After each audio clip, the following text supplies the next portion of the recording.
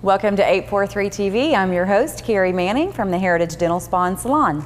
And I'm Will Wareham with WHHI-TV. We're coming to you today from Hilton Head Lexus. And our first guest is Dan Wood with the Bluffton Chamber of Commerce. Our second guest is Mr. Michael J. Howe. He is here to talk for the Community Foundation of the Lowcountry.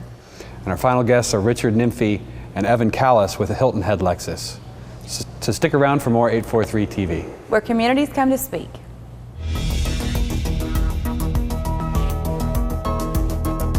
.843 TV, where Bluffton comes to speak.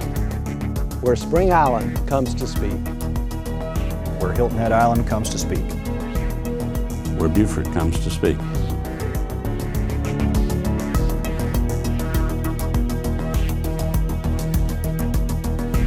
.843 TV, where communities come to speak. Welcome to 843 TV. We're here this morning with Mr. Dan Wood. He is the councilman for the town of Bluffton. Thank you for being with us. How are you today? Thank you for having me. Appreciate it. So with Bluffton's growth, you guys are always busy, but you've been in office for about 6 months now. So in your opinion, what do you think is the most important issue that the town's facing? I think the biggest issue is always going to be growth and at the speed at which it approaches us.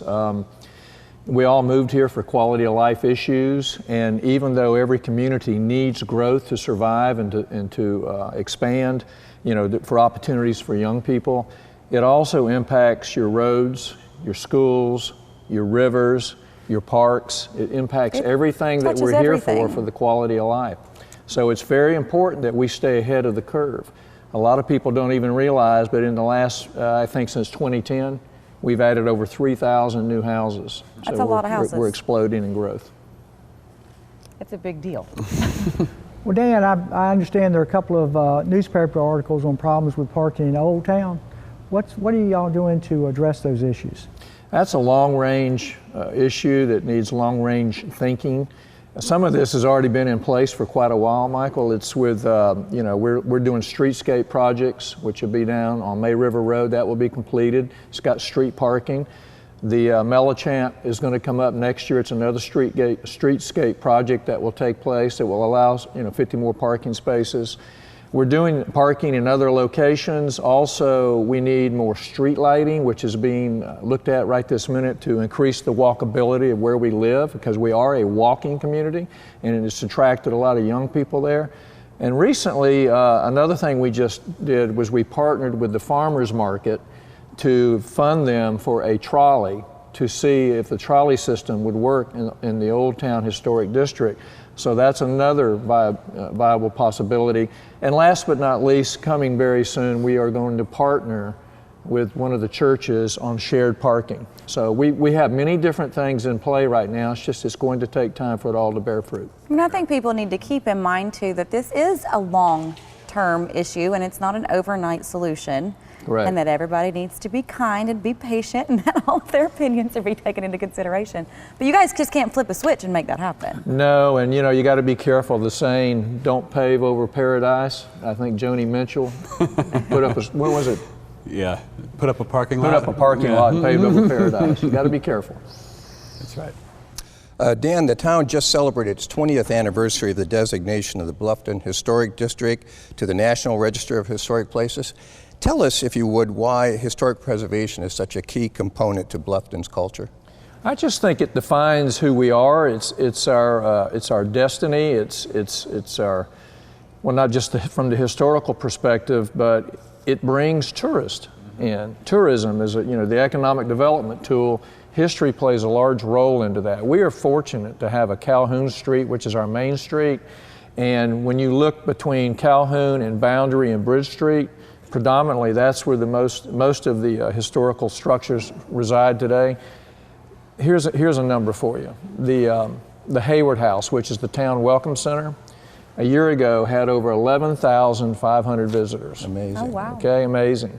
So a lot of those are coming from Savannah or Hilton Head and locations, but the history is something that we're going to leave behind for generations.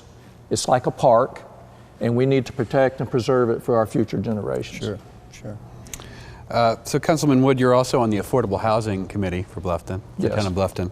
What are some of the main issues facing this committee right now, and some of the town's programs which could theoretically address some of the issues for affordable housing in the town of Bluffton? The affordable housing is something that has to be done in a collaboration with the county, I think. Yeah. You know, if you read the newspapers, you're following along right now that the Beaufort County school system they're losing teachers because the teachers are finding they can't afford to live here. And all of this is full circle back to the growth issue. You know, we're successful, so everything's happening in the real estate market. Prices are starting to rise and escalate, and so what's happening is our teachers were always considered part of our middle class. Right. Well, now they're being forced out of the market, so if they're middle class, the folks underneath that are even worse off. So, you know, that's your workforce. And so we've got to find a way for these young people and these other individuals to be able to afford to live here. Right. Part of that, the town does the Neighborhood Assistance Program, and that's a program where also if people have houses that are basically in need of repairs and they don't have the financial means to do it, why let the property run down and them have to go seek housing somewhere else? So the town is very aggressive in trying to be proactive and help those people stay in that house by doing some, you know, remedial repairs to it. Okay. Yeah, I mean, you know, education is part of that quality of life factor, and you want to make sure that you keep the best teachers you can. Right. To keep the education to a standard that you're proud of. Right. So if one of our viewers is interested in becoming more involved in town affairs, the town of Bluffton, how do you recommend, you know, going about doing so? I would say please call your councilman or your mayor. I, for one, my phone number is 843-816-0640. I'm constantly trying to reach out to people to find out what their concerns and needs are.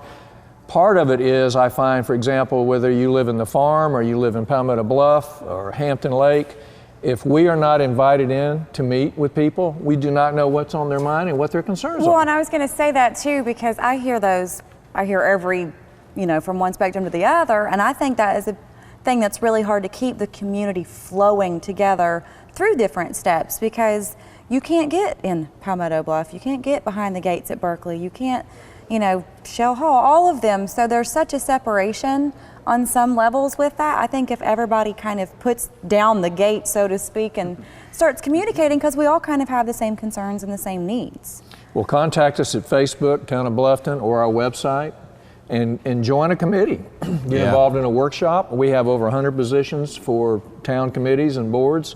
Get involved. Don't have to be a council person to become involved in a committee. Not at all. We encourage it. Good stuff. Dan, thank you very much for joining us today. Thank you. And stick around for another segment of 843 TV.